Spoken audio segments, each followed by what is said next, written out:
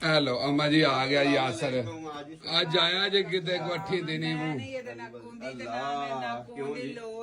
ना 8 दिन होए ने ते किथे जाके बह रिया स तेन कोई पता नहीं सिर्फ घर को काम में को कारोबार अम्मी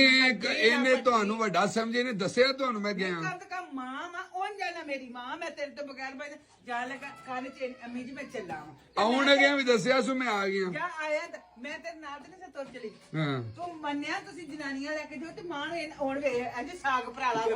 परसों ਦਾ ਆਇਆ ਪਰਸੋਂ ਦਾ ए ਹੈ हुन लाश हुआ परसों ਦਾ ਆਇਆ ਤੇ ਨਹੀਂ ਕਿਸੇ ਨੂੰ ਮਿਲਦਾ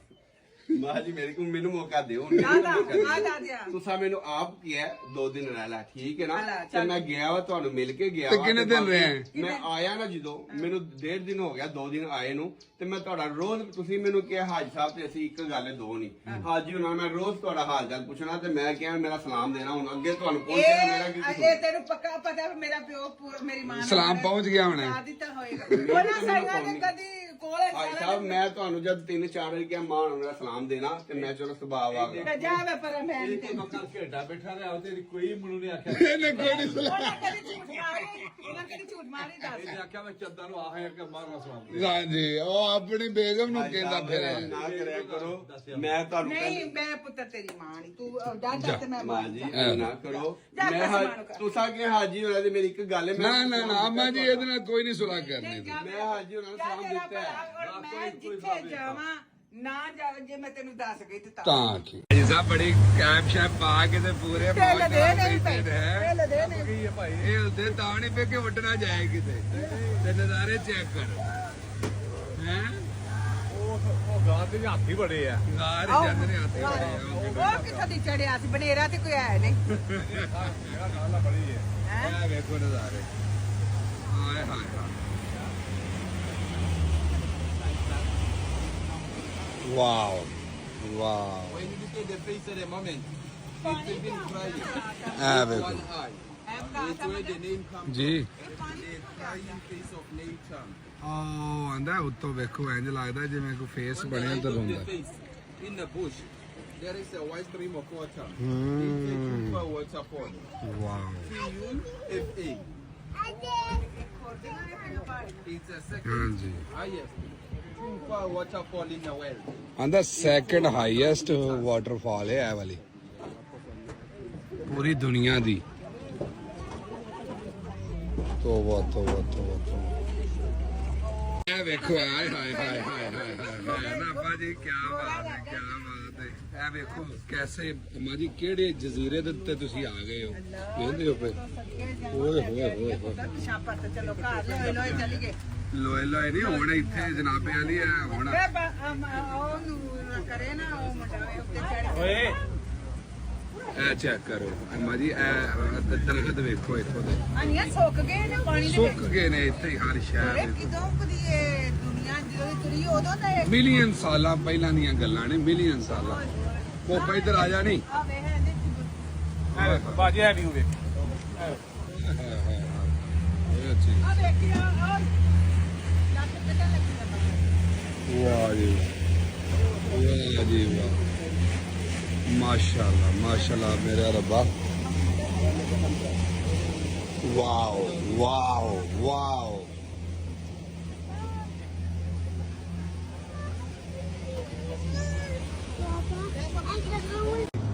ਜ਼ਿੰਦਗੀ ਨਾ ਮਿਲੇਗੀ ਦੁਬਾਰਾ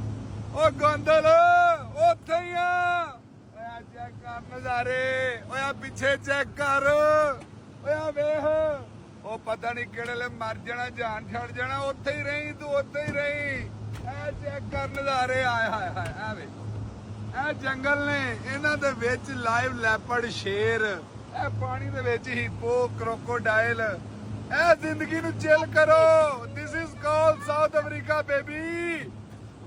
ਬਾਬੂਨ ਬਾਬੂਨ ਵੀ ਹੈ ਉਹ ਤੇ ਬਾਂਦਰ ਤੇ ਅੱਗੇ ਬੜੇ ਜਿਹੜੇ ਇੱਥੇ ਤੇ ਗੱਲ ਇਹ ਹੈ ਕਿ ਮੇਰਾ ਭਰਾ ਹੈ ਉਹ ਏਰੀਆ ਜਿਹੜਾ ਨਾ ਅੱਗੇ ਤੁਸੀਂ ਨਹੀਂ ਸੀ ਵੇਖਿਆ ਅੱਜ ਪਹਿਲੀ ਵਾਰੀ ਤੁਹਾਨੂੰ ਲੱਗਿਆ ਮਹਾਨ ਠੀਕ ਹੈ ਤੇ ਮਜ਼ੀਦ ਅੱਗੇ ਨਜ਼ਾਰੇ ਵਹਾਨੇ ਆ ਤੁਸੀਂ ਵੀ ਆਖੋਗੇ ਕਿ ਵਾਕਈ ਇਹੋ ਜਿਹੇ ਨਜ਼ਾਰੇ ਘੱਟ ਹੀ ਵੇਖੇ ਨੇ ਇਹ ਚੈੱਕ ਕਰ ਜ਼ਰਾ ਕੋਈ ਐਸਾ ਦਾ ਕਰਕੇ ਕੈਮਰਾ ਮਾਰ ਚਵਾਂ ਪਾਸੇ ਪਹਾੜੀਆਂ ਤੇ ਵਿੱਚ ਰਿਵਰ ਹੈ क्या बात ये चीज guys come on brother how are you I'm good, Genio. good my brother Yeah. So the one must go. yeah you see now ਜੀ ਅੱਜ ਤੁਹਾਨੂੰ ਸਾਊਥ ਅਫਰੀਕਾ ਦੇ ਉਸ ਪਾਸੇ ਸੇ ਲੈ ਕੇ ਆਏ ਹਾਂ ਜਿੱਥੇ ਅਜੇ ਤੱਕ ਤੁਹਾਨੂੰ ਸਿਰਫ ਗੋਰੇ ਤੱਕ ਸਾਡੇ ਅਫਰੀਕਨ ਬ੍ਰਦਰਸ ਹੀ ਨਾਲ ਨਜ਼ਰ ਆਏ ਹੋਣੇ ਨੇ ਤੇ ਹੁਣ ਜਨਾਬੇ ਅਲੀ ਅੰਮਾ ਜੀ ਵੇ ਪੁੱਤਰ ਵੇ ਅੱਜ ਕਿਹੜੇ ਜੰਗਲ ਚ ਲੈਣ ਦਾ ਜੰਗਲ ਨਹੀਂ ਅੰਮਾ ਜਾਨ ਇਹ ਚੈੱਕ ਕਰੋ ਜਾਏ ਏਡੀਆਂ ਏਡੀਆਂ ਇਹ ਪਹਾੜੀਆਂ ਵੇਖੋ ਨਹੀਂ ਅੰਮਾ ਜੀ ਤੇਰੇ ਪੁੱਤਰਾ ਕੋ ਵੇ ਤੇ ਸਹੀ ਕਿੱਥੇ ਲੈ ਅੱਜ ਅੰਮਾ ਜੀ ਜਿਹੜੀਆਂ ਪਤਾ ਉੱਤੋਂ ਕਦੀ ਖਲੋ ਕੇ ਪਹਾੜੀਆਂ ਵੇਖੀ ਦੀਆਂ ਸਨ ਜਾਏ ਵੇ ਮਾਂ ਦੇ ਪੁੱਤਰਾ ਤੂੰ ਤੇ ਬੜੇ ਨਜ਼ਾਰੇ ਪਿਆ ਬਹਾਨਾ ਵੇ ਜੁਗ ਵਸੇ ਤੂੰ ਆਨੀ ਆ ਕੋਈ ਕਿਹੜੇ ਪਾਸੋਂ ਆਏ ਕਿਧਰੋਂ ਤੇ ਨਿਕਲਾਂ ਦੇ ਕਿੱਥੋਂ ਦੀ ਤੁਸੀਂ ਟੈਨਸ਼ਨ ਨਾ ਲਵੋ ਤੁਹਾਡਾ ਪੁੱਤਰ ਉਠੋ ਤਾਂ ਉੱਠ ਕੇ ਤੇ ਉਹ ਕਸ਼ਤੀ ਦੇ ਵਿੱਚ ਜਿਹਦੇ ਵਿੱਚ ਗੋਰੇ ਨਹੀਂ ਬੈਠੇ ਭਰਾ ਜਾਵੇ ਪਰ ਟੋਪੀਸ਼ਾ ਪੜਿਆ ਮੈਂ ਨਹੀਂ ਵੇ ਪੜਨਾ ਵਿੱਚ ਪੜਿਆ ਤੁਸੀਂ ਕਿਉਂ ਨਹੀਂ ਪੜਨਾ ਆਜੋ ਚੱਲੀਏ ਟਾਈਮ ਹੋ ਗਿਆ is it 1 o'clock we are going okay ਆਂਦੀ ਆਜੋ ਅੱਲਾ ਦੀ ਸਪੋਰਟ ਖੈਰ ਹੋਵੇ ਆਜੋ ਜੀ ਆਜੋ ਹੁਣ ਚਾਂਦ ਲੇਟ ਹੋ ਗਿਆ ਕੋਈ ਨਹੀਂ ਮਸਲਾ ਹੁਣ ਅਸੀਂ ਤੇ ਫਿਰ ਹੁਣ ਅਸੀਂ ਆਜੋ ਤੂੰ ਕਿੱਥੇ ਕੁਵੇ ਅਜੇ ਲੇਟ ਹੈ ਥੋੜੀ ਜਿਹੀ ਆਜੋ ਮੇਰੀ ਮਾਂ ਚਲੋ ਜੀ ਚਲੋ ਬੇਟਾ ਵੇ ਚਲੋ ਕੁੜੀ ਦੀ ਹੱਥ ਫੜੋ ਵੇ How you will say